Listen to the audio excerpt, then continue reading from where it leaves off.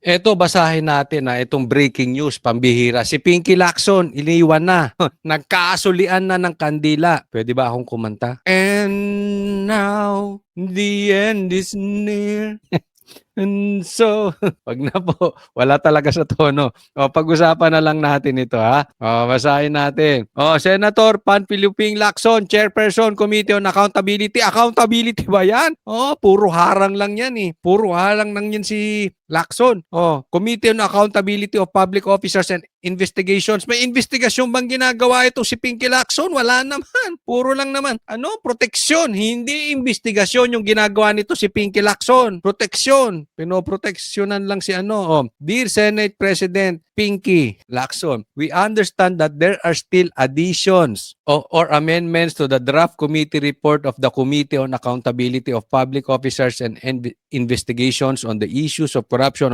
Basahin nyo na lang yan. Merong addition daw. Sa madaling salita, si Subiri, si JB Ejercito at saka si Win Gatchalian, binawi yung pirma. In this regard, the undersigned would like to withdraw our signatures to the earlier draft presented to us until a final committee report has been prepared and to give us more time to study the final committee report. So, hindi sila makapag-submit ng final report. Alam nyo kung bakit? Kasi kalokohan itong mga nakalagay dyan. Ang kakasuhan nila, si Chis Escudero, si Jinggoy, at saka si Villanueva, apaka-traidor nitong si Ping Lacson talaga.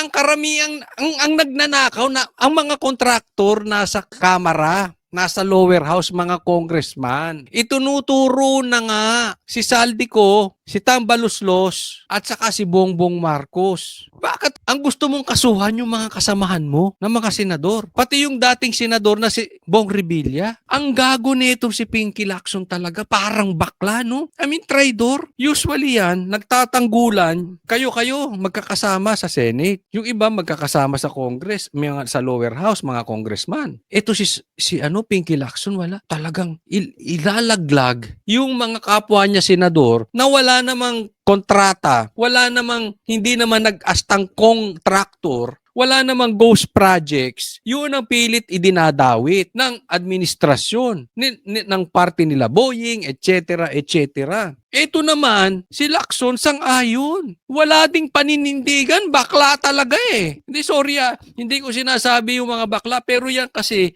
yan ang tawag dyan. Imbis na panindigan niya, teka muna, bakit puro mga senador ang gusto nyong kasuhan? Hindi yung congressman, dapat ganun nanindigan siya. Hindi na nga siya nanindigan, nagpapagamit pa siya. Ayan, binawi ang pirma. Malapit ka na. Kayong dalawa ni Tito Soto, malapit na kayong dalawa ni Mal. Bumibingo na kayo. Ginagago nyo ang Senado. Ginagago ninyo ang Blue Ribbon. Binababoy nyo ang taong bayan. Ni investigasyon sa mga congressman. Wala. Mga investigasyon doon sa itinuturong mastermind. Wala. Tapos yung iba, ipakukulong nyo? Anong naknak ng kalokohan yan? Hindi mo kailangan maging grade 3 para malaman mong nilokohan tong nangyayari. Kaya mga senador, gumising-gising kayo. Tapos magrereklamo siya dun sa minority report na ginawa ni Amy tsaka ni Marcoleta. Yun naman ang talagang nangyari. Ang report na gustong gawin nito si Lacson, ilaglag yung mga kapwa niya senador. Ito'y parang sulian ng kandila. Teka muna, ano tayo dyan? Kayo mga senador, hindi ba kayo gagalaw?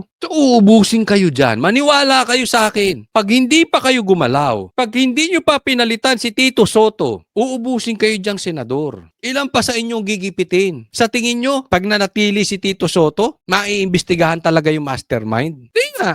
Sino ang naniniwala sa inyo? Tanungin ko kayo. Sino nanunood dito na naniniwala pag inimbestigahan si Tito Soto, pag nagtuloy-tuloy na Senate President si Tito Soto, Blue Ribbon Chairman itong si Pinky Lacson, mapapalapit tayo sa mastermind. Baka kayong mga sikat na senador, kayong isusunod na gawing sacrificial lamb, kayong susunod na fall guy. Ganyan ang ginagawa nila para kunwari meron silang natitiklop na big fish. Ang totoong big fish, buwaya. Yung buwaya doon na congressman. Yung buwaya doon sa Malacanang. Pagkatapos, halimbawa lang, makakulong to si Cheese, papakulong nila si lumalabas pa rin yung baho ng ghost projects, kailangan nilang pagtakpan. Sino isusunod ituturo sa inyo? Si Villar, si Loren, dahil binubuko si Lebiste, mga Cayetano, dahil naninindigan ayon sa batas. Sino pa? Ano pa inaantay ninyo? May galaw-galaw naman. Lahat talaga kayo, babanatan kayo dyan sa Senado.